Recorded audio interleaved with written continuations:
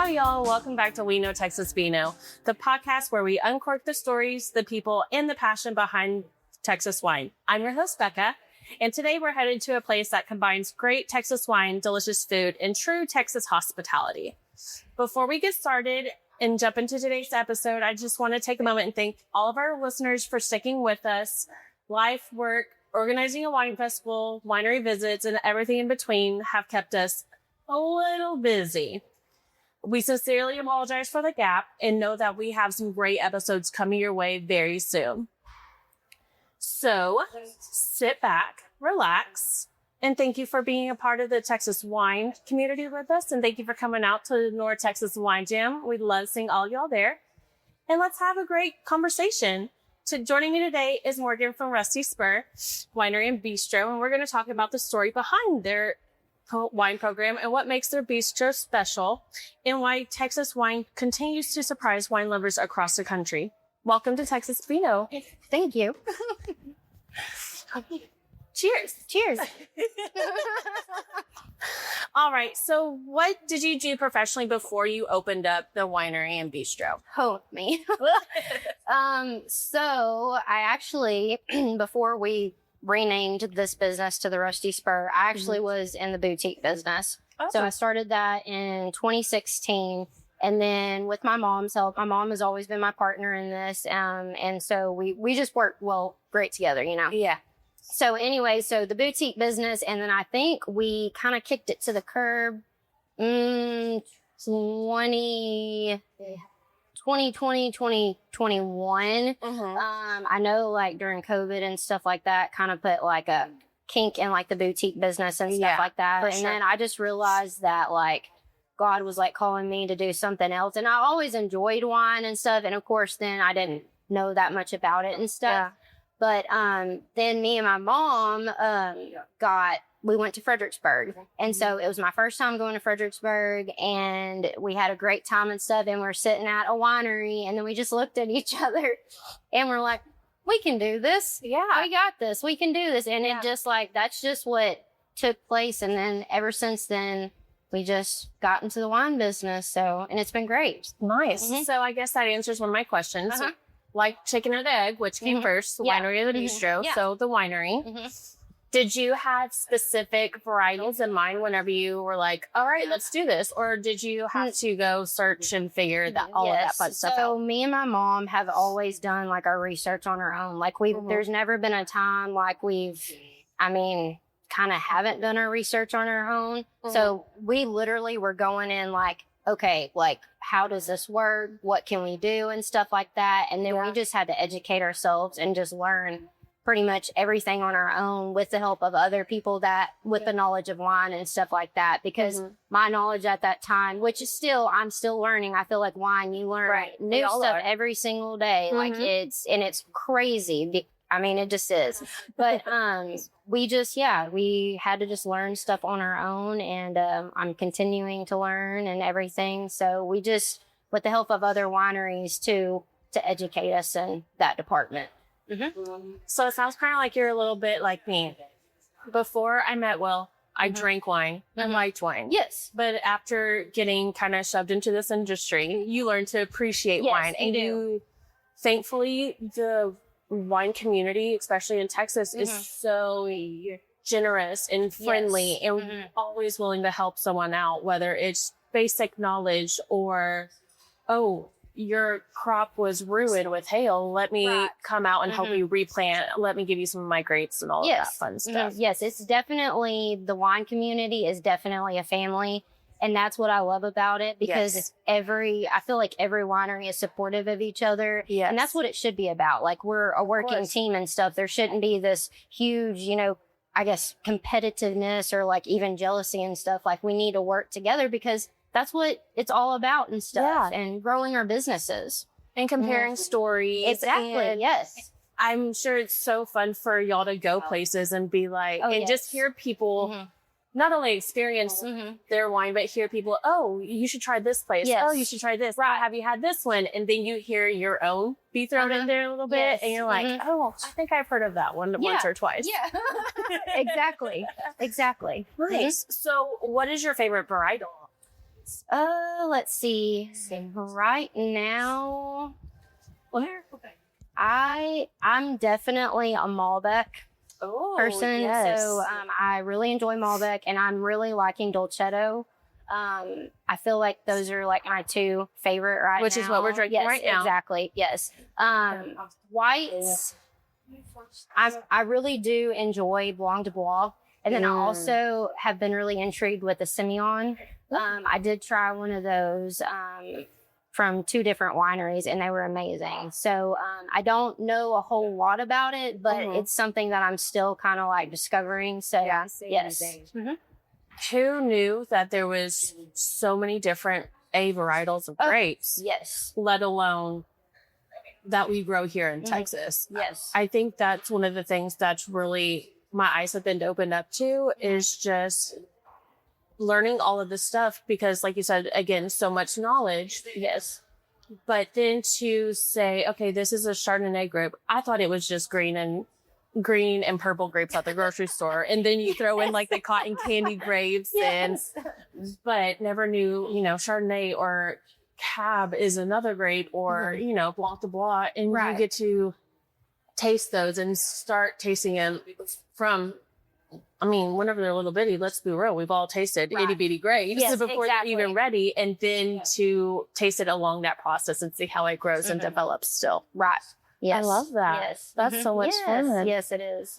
So have you always been a wine lover or like what was your Texas first wine experience, let alone Texas wine experience? My first wine experience was probably Moscato. Even better if it's like out of the box. So like I enjoy dry wines. That is my thing. I'm not opposed to tasting sweet or semi-sweet and stuff. Taste it, Yes, but Moscato I feel like is one of those things that like a lot of people start out with. And then slowly I just started trying different wines from the grocery store. That was many moons ago, but just to kind of experience like just different grapes and stuff like that and what it had to offer versus like my Moscato and stuff. And at first I was not big on dry wines at the time. Yeah. So I literally had to taste wine just to change my palate through over time. And still it's constantly changing. Yeah. And, cause like my husband, he likes our Texas Noche, which is our semi-sweet red. It's a carry-on grape, and it's been one of our top sellers, and he absolutely loves it. He calls it the Texas Nacho. I love it. But I don't know what he's going to do when it's all gone. But it's a great wine, and I could drink a glass of that. It is semi-sweet, but it's very enjoyable, smooth, and just, it's just great. Well, I'll have to try that one Yes, next. you should try that one. Yes, definitely. But yeah, that was my first go at wine. And and then we just branched out. And then where would you say that you started drinking Texas wine first? Like in the hill country, here in East Texas, High Plains? I did find a bottle of, it was Becca Vineyards. Oh, yeah. And so at Kroger's, so they had their Tempranillo. So I kind of started off with that. I think that would be like my first Texas wine that I tried before I actually went to Fredericksburg. Okay. Because I was not familiar with Fredericksburg at all. I just knew I wanted to go and went with my mom and everything and just go to the different wineries and stuff like that. And then just learn and educate ourselves about it. And it was just, Yeah. Mm-hmm. If you now, you're with all of your knowledge, if you could go back to day one, whenever y'all were, let's open up a tasting room. Why not? What advice would you give to both you and your mom? Just go with your gut. Yeah. Go for it. Don't let doubt or what other people say stop you from pursuing your dreams. Yeah. Just, I'm a very, God's got me, faith-based, let's do this, and if it doesn't work out, I'm not going to feel like a failure because at least I stepped out and I tried it. Yeah. Because if I hadn't, then I would never know. So if it worked or it didn't work. So I'm just very much let's do this. It's either going to work or it's not. And if God has a different plan for us, that's okay. Yeah. Because that could change tonight or tomorrow. We don't know. For sure. Mm-hmm. Yeah, we never know what's promised. What do you feel is special about the East Texas, especially their wines compared to the rest of Texas? Ooh, I feel like with East Texas, maybe more of, I don't know how to answer that. Yeah, I mean, real. I'm trying to think. Not real. I feel like, okay, I don't know if this answers the question, but like East Texas is kind of more of that sweet, like semi-sweet, like versus like Fredericksburg or like, I guess the Panhandle and stuff like that, the High Plains. Mm-hmm. Because we do get a lot of sometimes sweet wine drinkers. Oh, okay. And also, like, I know, like, we have our native grapes and stuff like that. I know, like, Muscadine grows great here in East Texas. Mm-hmm. And Black Spanish can too, and then Blanc de Bois. But, yeah, I don't really know. I haven't really thought about that question. I mean, until you'll come up with a great answer tonight. Yeah. You'll be lying there in bed, wake up. Oh, so, I should have said this. It's fine. So I don't really know. I haven't thought about that too much. Just phone it in. We'll edit it. It'll be great. It'll be fine. Yeah. So how did you come up with the name Rusty Spur? Oh, okay. So I really like Westerns, and I grew up with Westerns, like watching them with my dad. I love just the Western lifestyle, like cattle, horses, all that kind of stuff. And I needed something that was just rustic and fit that lifestyle. So that I just kept writing out names and stuff on a piece of paper. And I'm like, what do you think about this, Mom? What do you think about this? And she's like, and I was like, well, I like this. And then it just kind of just clicked. Yeah. Like it wasn't like something that, oh, I really like that name at first, but it just kind of fit with our aesthetic and just our lifestyle in general. Yeah. Mm-hmm. Did you know whenever you were naming it that there's a rustic spur? No, I did not know that. I did not know that, actually. This is Rusty Spur, y'all, not rustic. I did not know that until probably a couple years ago. Yeah. Like, I kept hearing, I was like, no, we're the Rusty Spur, not rustic. Just one. It's like, it's okay though. Yeah, so I had no idea. That's funny. It wasn't brightest. Is there any like off the cuff names that y'all are still like, this would have been funny. We should have gone with that. Not really. Honestly, I can't even think of them. Like, so I haven't even thought about that. What would you say that actually, let's go a different route. Is there a particular varietal that you feel like is an unsung hero? Like, which one do people not really hear of, but anytime you meet someone new, you're like, if you haven't tried this, you should, or find something with this grape or. Well, I don't know if I can answer it in that way, but like I've had people come in and they've asked for Chardonnay or like Pinot Grigio. Mm-hmm. And I'm like, well, we don't have that. Yeah. So like you're in the wrong place, but that's okay. And so we do have a wine. It's called the Lorena, and it's a Moscato Giallo grape.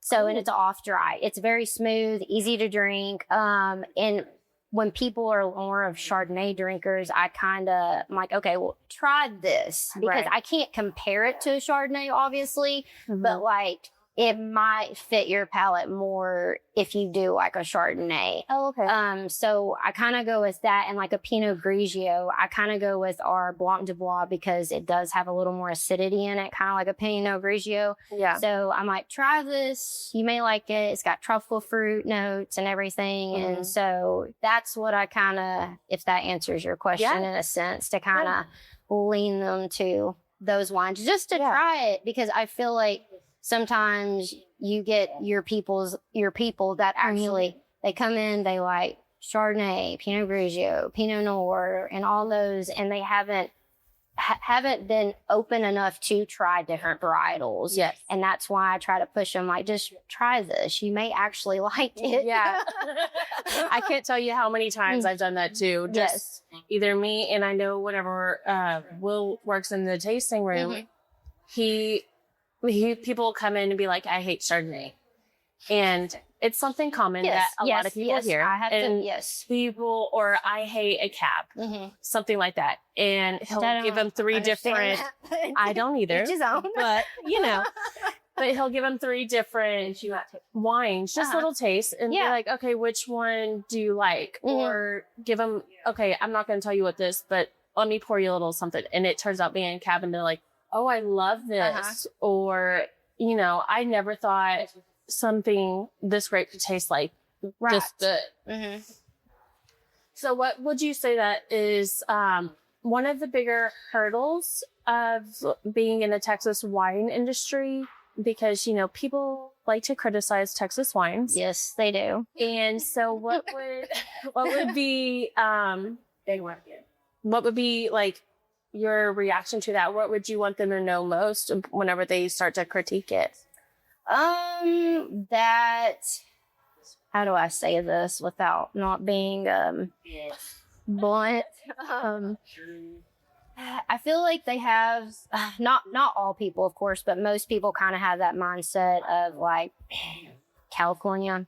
And I'm like, it's not the same. Like, it's not at all. Texas is just, it's just Texas. Like, and I'm very like pro Texas, obviously. Same.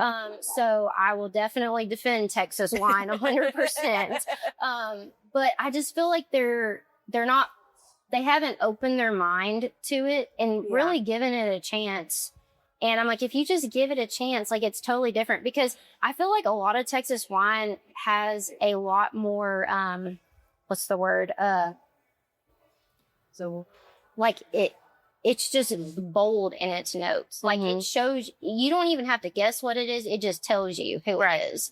And without, I don't know. I feel like people just need to open their minds a little bit more to it and just try it. Just try Texas wine. And I've come, obviously, to love it and stuff. And I didn't know anything about it when we first got into this industry. But, and I feel like people sometimes are kind of set on one wine that they like. Yes. And they just don't expose themselves to anything else. And I just wish people would be more confident in that, trying different wines. I like the way you phrase that, more confident in trying different wines. Yes. And not just, okay, I tried it at one Texas winery. Like, go to 3, go to 5 of them. Yes. Because you just don't know. every winemaker makes it differently. Exactly. And that's the trick to that too. Because, I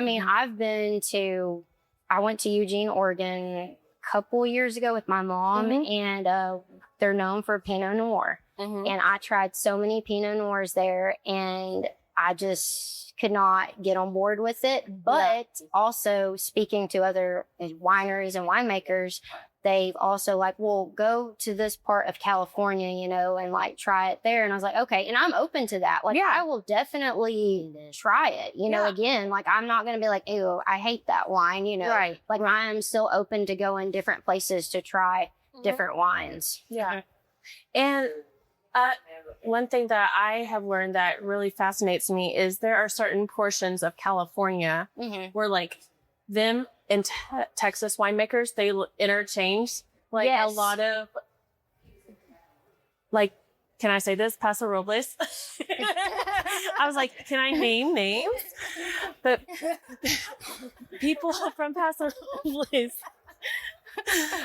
I'm still learning the rules, y'all. It's fine. From Paso Robles come to Texas and learn stuff here, take it back there. And winemakers from Texas do the same thing. Yes, exactly. And I think learning from that different state that it has a different climate, but still knows how to do good wine. And just spreading that knowledge and sharing it with people and taking it, learning from it, enhancing it, and then making their own wine a little bit better than California, like everything else. Exactly. I have to agree. With the recent massive winnings at the Decanter Wine Competition, where do you see Texas wine within the next 5 years? Oh, I would say that I know that Texas has definitely grown in its wine industry, and I think it's going to continue to grow, and it's really going to, I mean, I know that Texas wine has won a lot of awards and stuff, and so I just see it just progressing over time and giving people more knowledge about Texas wine too and what it has to offer. Yeah. That's awesome.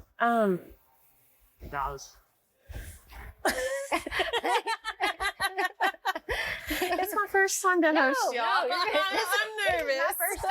This is my first time doing a podcast.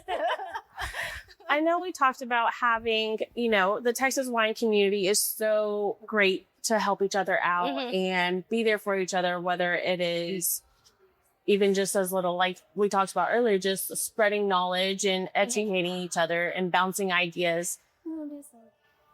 What would you say you love most about that community, and how do you kind of incorporate yourself into there, starting from being such a young winery? So what I love about it is, like I said before, it's a family and it's very supportive, because in the other industry that I was in with fashion and stuff like that, it was very cutthroat and a lot of jealousy and stuff like that. It's just, I didn't enjoy that. And I think that's also why God was leading us to go a different direction. So what I love about the wine community is, they're just family. Like they're willing to help you out. Like you just have to make a phone call and or email or whatever and ask questions. And that's what me and my mom have done. And they've been great. They've been so friendly and kind and help and supportive, because they want to see you succeed. Right. They don't want to see you fail. So that's what I love about that. For sure. And then what was the other question? At this point, I don't even remember. I obviously forgot too. So. But if you could give people advice that are just now coming into the wine industry, like what would you give them besides don't give up and don't let people rain on your parade? Step out and just ask questions. Put yourself out there with other people that are knowledgeable about wine and the wine industry. Just go to different events, and that's how you're going to learn and educate yourself. And don't ever feel like you're not good enough just because you're starting out, because everybody started from something. And so, they progressed, later on and stuff. And so I'm telling you, I have asked so many questions at so many wineries and stuff like that, just to expand our knowledge. And if they tell you like, oh no, it's this, then that's great. I'm learning. I didn't know that and stuff. So just, step out, ask questions, and don't be scared to ask questions at all. What are some of your favorite festivals to go to? Well, we've actually only been to not just to be a part of. I know. Okay. Well, okay. I did go to one recently. Actually, I say recently. Was it this year? Or was it last year? Telling you, I've slept since then. I'm trying to think. What is it called? It's in Waco. They just had it recently. The rock. I can't even remember the name. Mr. Producer, can you look this up? That's terrible that I forgot. That's okay. I know Rootstock. Yes, Rootstock. Thank you. Yes, that me and my mom had never been to it, and we enjoyed it. It was totally different from the other wine festivals that we were a part of and stuff that we have been a part of. And it was very fun, and it was more relaxed. Like it was actually, you could tell people there, they were wanting to learn about wine, tasting the wine, and not just this huge party.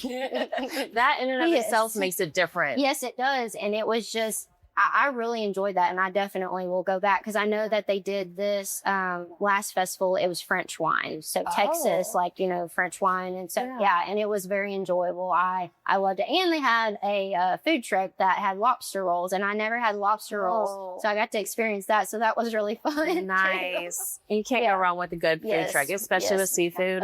Lobster I know rolls. it was so good. Oh my gosh, I need one again. I'm sure we can have that in North Texas. So you just come visit us and we'll have some. I know several of the wineries over there bring in food trucks, especially on their big events and all of that. Awesome. When people come to your tasting room, what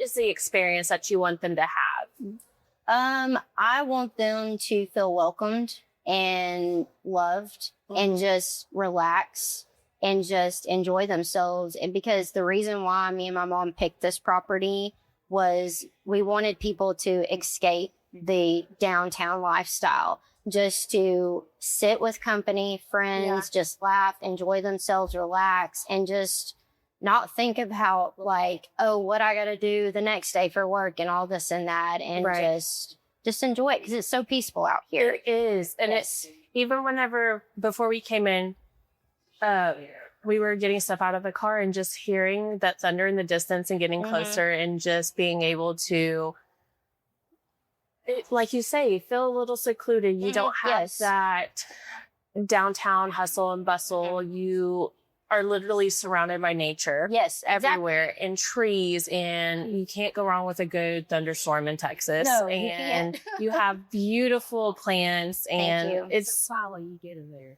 It truly has that rustic. Oh, it does. Rusty feel to it. Yes, for sure. Definitely. And you can see cattle too across the road normally. Oh, so I love that. Yes. Can't go wrong with that. What is your go-to wine and food pairing?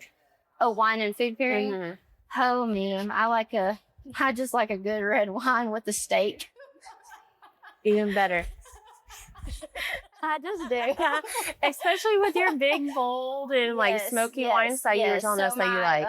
Wine from William Chris, the Alshante. I mean, that with a good juicy steak, I'm telling you. Because I'm definitely, but me and my husband raise cattle, so like I'm big on the beef industry. And so, but steak, yes, steak and good red wine. So whenever you can't always have a steak. What is your other like pairings? Let's see. Trying to think. I do like pasta. Yes, I do like pasta. So pasta, I guess. With another big, bold, smoky red. No, I would probably do like a white wine or like seafood. I do enjoy seafood also. So like I've done like a Simeon with like seafood before, or like even crawfish. Like, I mean, or like a Sauvignon Blanc or something like that. I don't know. Something like that, maybe. Well, either way, you can't go wrong. No. You can't go wrong with food and wine. And then whenever you find that little magical crossover, it's like fireworks. Yeah, it's wonderful. Yes. Well, good. My favorite combo, you can't go wrong with like a good Tempranillo and pizza. Let's be real. Or to your point, maybe like a Blanc de Bois and some seafood. Yes. I like that. Yes. And then I kind of prefer those over cheese and crackers sometimes. Yes, I know, definitely. And we do a lot of charcuterie boards here. And so I feel like I'm always eating cheese and crackers constantly. And it's like, I need... What do they call that? Girl dinner or something like that? I guess a girl dinner, pretty much. And I feel like I'm always eating that constantly. But it's here. We've got it. So, I mean, might as well eat it. Exactly. That's awesome. So, yeah, I think we're good to take a little break. Hi, this is Eric, buyer of Old Vine, Texas, your premier Texas wine tasting room in DFW, featuring 100% Texas wineries from all over the state. We are located at 403 East Broad Street in Mansfield, Texas, inside of the Ancora Event Center. We have weekly tastings, charcuterie, pizza, plenty of wines by the glass, and live music. Our wine club brings you an extended taste of Texas and other great perks. You can visit our website at oldvinetexas.com to sign up for our newsletter, check our open hours, and see special events and classes and more. Or you can find us on Facebook and Instagram at Old Vine Texas. We'll see you soon. We're back with We Know Texas Vino. Thank y'all for sticking around through the commercials. And I am here at the Rusty Spur with Morgan, and we are here chatting today all about stuff. So now we are going to go into the education portion of the podcast. So a couple little 2 rapid questions and then a bigger question. Okay. Screw caps or corks? And why? Oh, I personally like corks better. Yeah. Just because I like the aesthetic of it. I think it obviously makes it more authentic. Yeah. And does give it that rustic feel. I love it. Tie in. And I'm actually really liking too where they don't put like the foil like capsules where it's just you just see like the fork. That was something that we talked to Mike Nelson with Ab Asterisk about and everything when that he's making some of our wines. So we talked about that. They make great wine. Yes. Oh, yes. Absolutely. Yes. That's why we chose them. And so anyways, we were talking about that and I'm like, you know what? I really like that. You can actually see the cork. You can see their logo and like, you know, just any winery that does that. I think it's amazing. Yeah. And with us, we collect almost all of our corks, and it's more fun whenever you have the logo on your cork versus just the little distinct details. Yes. Versus just having a plain cork. Yes. Now I will say capsules I think are great when you go to like the beach or something like that or lake and stuff like that. It's easy, quick, just to get off and pour yourself a glass of wine. Yes. Amen, sis. You don't want to have to work for it. No. Amen. All right. Last question is, what makes a wine expensive and why do they never really taste all that great? Sorry, personal opinion. Prove me wrong. I love it. But you're paying for it if you prove me wrong. Yes. I mean, there's obviously some wines that are expensive and they're great. And then I've had some wines that are cheap and not great. But then I've also had cheaper wines that have been amazing. Yes. Because I'll even go to like, the grocery store. And just try some of the cheaper wines. Before I got in the industry, $20 limit. Yes. Even better if it's under 15. Exactly. Yes. And I found a really good, it was like $17 and it is a Gewürztraminer and it's amazing. Like I love it. I can't remember what the name is. Don't ask me, but it was amazing. But to answer your question, I think that just depends on, a lot of like the wines that do win a lot of awards. Sometimes that helps it like market it up, even though it may not be as great. It's still a sales tactic to they have the name behind it, the metal behind it and stuff to sell the product. Yeah. Versus, I guess, not having that. Yeah. That's awesome. Yeah. Well, let me give a shout out to our sponsors and then I will send it back to you just for you to tell us a little bit about your winery and then leave us with some final thoughts. Okay. All right. So thank you to sponsoring our show for Texas Wine Lover. They've been all over the Texas state. They know all of the wineries. They will give you great recommendations. They will give you even pairings to go with those recommendations. They know it. They love it. They are passionate about it. Go find them. Then we also have in Mansfield, Texas, we have Old Vine Texas. They curate a lot of Texas wines that they sell, and Eric and Emily are the best people. They are so sweet and they love to share their passion for wine, and hopefully soon to be some other libations, but that's another episode. But Eric and Emily, if you're listening, shout out to you. Y'all are wonderful. And to the people listening, if you go there, mention We Know Texas Vino. And if you're lucky, they'll sit down and have a glass with you. So back to you, Morgan. Tell us a little bit about this place. Where can they find you? What do you want them to come in and do besides enjoy themselves and kind of like get away from the hustle and bustle? So you can find us on County Road 833. We're in Nacogdoches, Texas. We're about 7 miles out, give or take, from Nacogdoches itself. And we're just on a little county road, and it's just peaceful, easy to get to. And then what was the other question? Facebook, Instagram. Yes. Thank you. So we do have Facebook, Instagram, a website also. Mm-hmm. And then we have joined Texas Wine Lovers. So we are on that, and kind of in the process of still kind of figuring that out and everything. Yeah. So those are places you can find us. And then of course, Google, you can find us on Google. Love the Googles. Yes. Okay. Would you like to leave us with any like parting thoughts about the wine industry, people drinking wine, people new, people old, all for it? Let's see. Ask that question again. Delete that. Ask that question again. I had to think about it for a second. Do you have any final thoughts for us regarding, for young wine drinkers, old wine drinkers, just anyone in the wine industry?